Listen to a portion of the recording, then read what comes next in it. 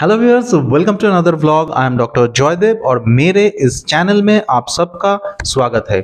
आज का जो टॉपिक है वो है सिम्टम्स ऑफ डेंगू फीवर।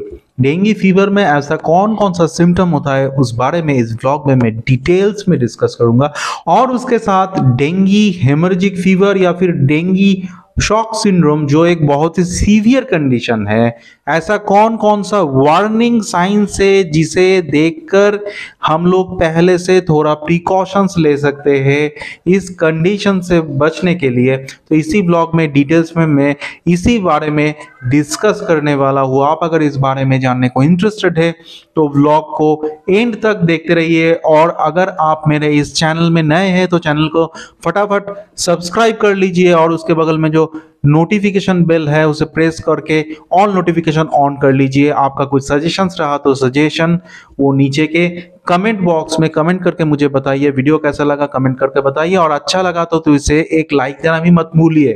तो आज का जो टॉपिक है वो है symptoms of dengue and dengue haemorrhagic fever. तो पहले जानते हैं कि डेंगू फीवर का कॉमन सिम्टम्स क्या है। डेंगू एक वायरल फीवर है, तो बहुत ही कॉमन है। ये यूजुअली ट्रॉपिकल कंट्रीज में बहुत ही कॉमन है, और ये मॉनसून सीजन में इसका इंसिडेंस बढ़ता है। और फीमेल एडीज मस्कीटो के बाइट से ये स्प्रेड करते हैं यूजुअली। इसका जो सबसे कॉमन जो सिम्टम है वो है फीवर। इसमें नॉर्मल से हाई ग्रेड फीवर आ सकता है। Even temperature can go up to 103 या फिर 104 डिग्री फ़ारेनहाइट।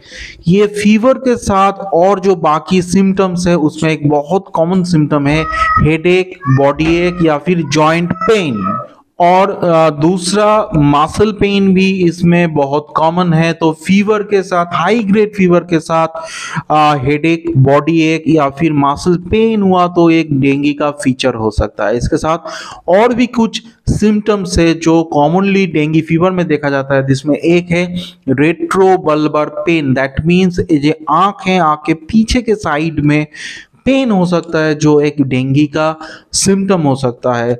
इसे छोड़ के और जो सिम्टम्स है उसमें है नोजिया, वॉमिटिंग। दैट मीन्स उल्टी होना या फिर उल्टी जैसा लगना, ये भी डेंगू फीवर का फीचर हो सकता है। इसे छोड़ के स्वोलन ग्लैंड्स, हम लोगों के नेक रीजन में ऐसा बहुत सारे ग्लैंड्स है जिसे हम लोग यूजुअली लिम्फ नोड्स बोलते हैं। तो ये अगर स्वेल्ड अप हुआ, इसमें इन्फ्लामेशन हुआ तो ये पैल्पेबल हो सकता है। तो ये भी डेंगू का एक फीचर्स हो सकता है। और एक फीचर है वो है बॉडी रैश। बॉडी सरफेस में स्किन पे रैशेस डेवलप कर सकता है, यूजुअली रेडिश रैश डेवलप कर सकता है। उसमें थोड़ा ईचिंग हो भी सकता है, नहीं भी हो सकता है। ये सब था बहुत ही common features of dengue fever. तो आप जानते हैं डेंगू हेमरेजिक फीवर या फिर डेंगू शॉक सिंड्रोम, इसका क्या फीचर्स है।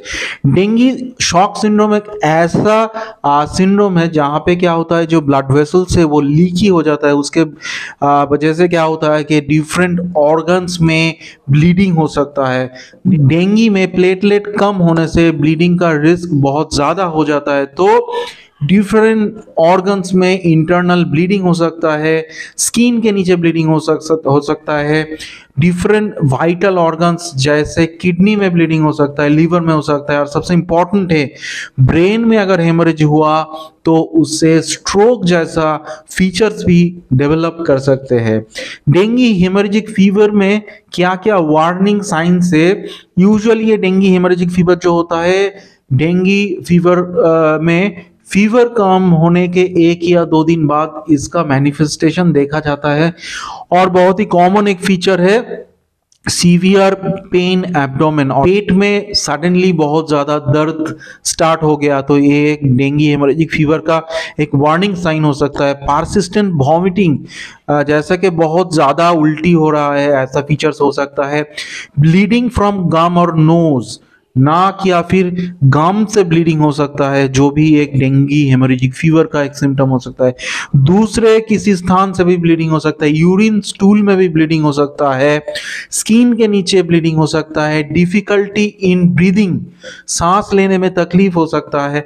इसके सिवा भी इरिटेबिलिटी, रेस्टलेसनेस, बहुत ज्यादा थकान जैसे कि फैटिग, ये सब भी डेंगू हेमोरेजिक फीवर का कुछ वार्निंग सिम्टम्स हो सकता है। आपको अगर डेंगू फीवर है, उसके साथ जो जो मैंने सिम्टम्स बताया इसमें से एक से ज्यादा सिम्टम्स आप में है, तो आपको जरूर कॉशियस होना है। इसमें एक भी सिम्टम अगर आपको परसिस्टेंटली है तो आपको कॉशियस होना है, आपके डॉक्टर से कंसल्ट करना है और डॉक्टर जैसे आपको एडवाइस करे उसी हिसाब से आपको चलना है। वीडियो कैसा लगा कमेंट करके बताइए। वीडियो अच्छा लगा तो इसे लाइक देना मत भूलिए, और चैनल में नए हैं तो चैनल को सब्सक्राइब कर लीजिए। दूसरों के साथ वीडियो को आप शेयर भी कर सकते हैं सोशल मीडिया पर।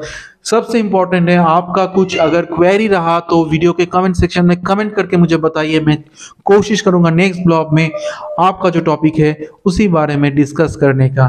तो till then take care and stay fit, be healthy. Thank you.